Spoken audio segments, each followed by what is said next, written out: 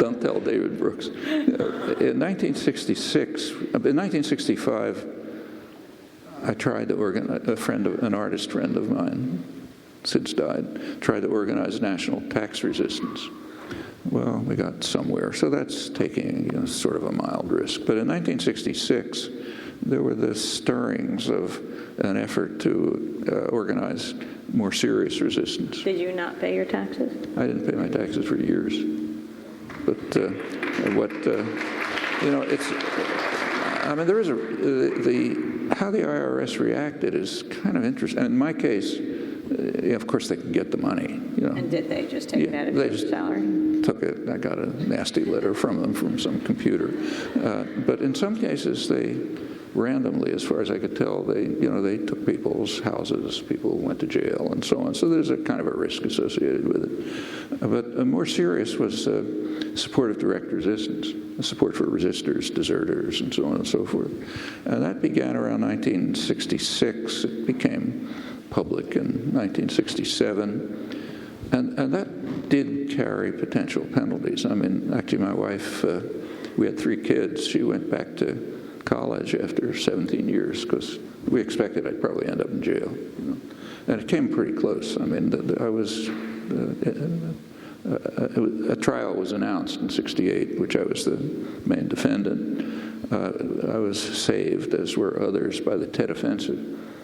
The Tet Offensive came along in January 1968, and it convinced the business world in the United States that the U.S. that this was just becoming too costly.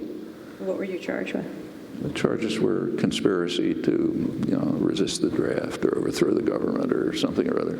The conspiracy trials are kind of an interesting story. I could talk about them, but it was real. If it hadn't been for the Tet Offensive, I probably would have spent a couple of years in jail. But did you go through the trial?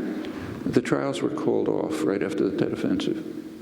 There was one that was underway, but the Spock trial, where they picked all the wrong people, and that it was overturned on appeal, but mainly because of the Tet Offensive. I mean, the business world just said, look, out. In fact, what happened in 1968 is that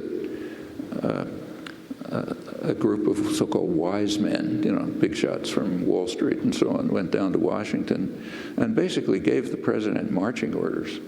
It was a very real power play. Johnson was told, stop the bombing of North Vietnam, don't run for office again, and begin negotiations and start to withdraw. And he followed orders to the letter. Then Nixon came along and did it a different way. But the visible escalation of the war declined. Visible, I say, because some of the worst atrocities were in 1969, and then it went off to Cambodia and Laos, where it was even worse, but that was kind of invisible, still is.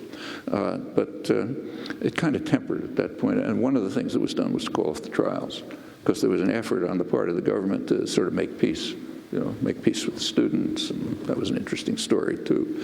But that ended the trials. But yeah, that was... it was risky.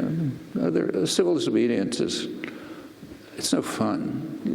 I mean, you can't really say it's risky, so maybe you get maced or beaten or something like that. Spend a couple of days in jail, but not the pleasantest experience. But it's not the kind of risk that dissidents take in other countries, But that's the kind of decisions you have to make. You just can't become involved part-time in these things. It's either serious and you're seriously involved, or you go to a demonstration and go home and forget about it and go back to work. Nothing happens. I mean, things only happen by really dedicated, diligent work. I mean, we're not allowed to say nice things about the Communist Party, right? That's like a rule. But one of the reasons why the New Deal legislation worked, which was significant, just changed the country, was because there were people who were there every day, whether it was a civil rights issue, a labor rights issue, organizing, anything else.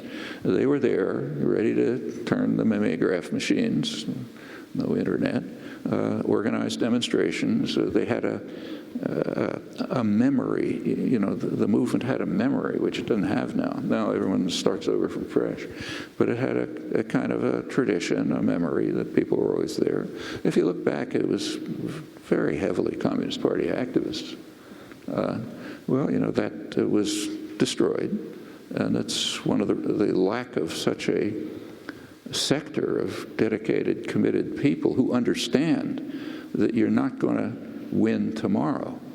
You know, you're going to have a lot of defeats, and there'll be a lot of trouble, you know, and a lot of things will happen to you that aren't nice. But if you keep at it, you can get somewhere. And that's why we have had a civil rights movement and labor movement and so on.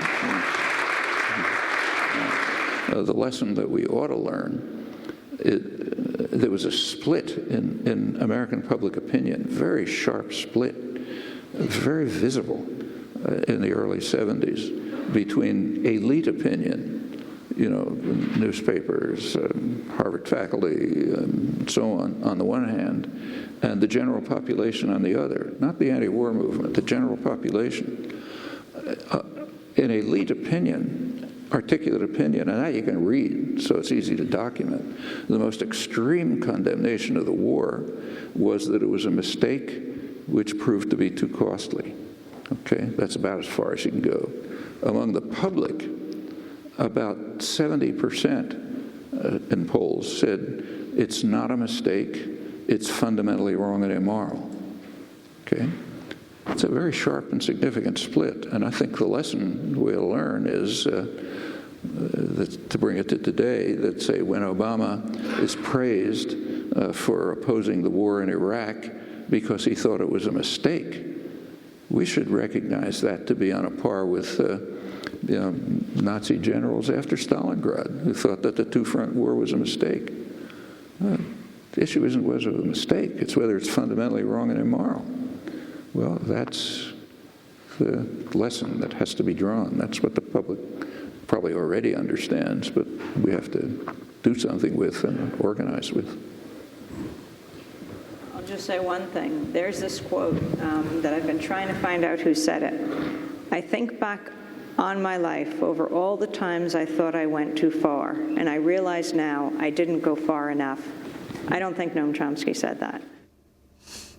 World-renowned linguist and dissident Noam Chomsky speaking at Harvard University in Cambridge, Massachusetts at an event sponsored by the Harvard Extension International Relations Club.